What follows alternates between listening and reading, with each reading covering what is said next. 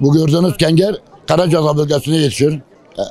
Binbir derde devadır. Mide ağrılarına, idrar yollarına, yani bütün vücudun her tarafına şifadır. Senede bir ay falandır.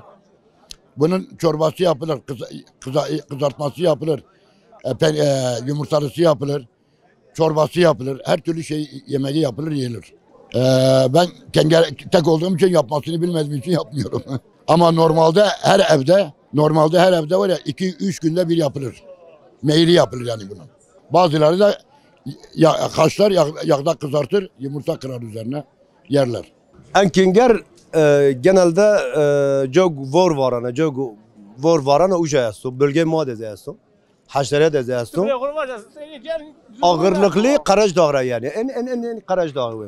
Fiyatçı ki an kadar kampa ki ano 150 lira roşano. 150 kağıda. Meyru 100 kilo vardı. Eskara pak ama minuru tera ma hey haliyle hey binerti. Hatun şu Allah püle la boynu. Çıkaydı şansa çıkaydı fetelerin maroşen ne roşen olacak Allah buzunu. El faydayı doğal o. Ya hormonsuz o. O toravajı yani ay keger kurdu onu. Ay mirun ağonu. Şu meni. Haşlama evrazani. Kenmun mehire.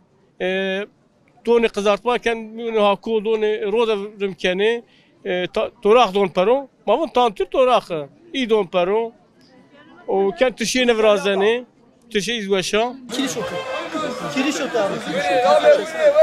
Abi ne bana tuzlu kaçı kiriş. Tamam tuzlu ne? Tamam. Kardeştepe'de geliyor. Güzelliği abla. Evet.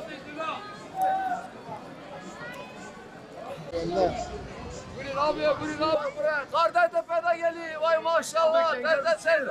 Sadık Penci abi, Sadık Penci. Abi fiyatı nasıl? Bak bakara alamıyor ki bunu. Abi kilosu 150 milyon olmuş. Bakara nasıl alıyor? Hiç kimse alamıyor bakara.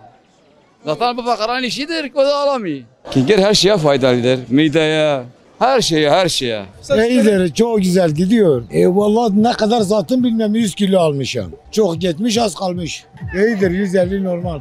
İyidir normaldir. PS'e göre normaldir abi. Alıyor abi. 2-3 çeşit yemek çıkar. Eşki yemek çıkar, kızartma olur, balık şekli kızarılıyor.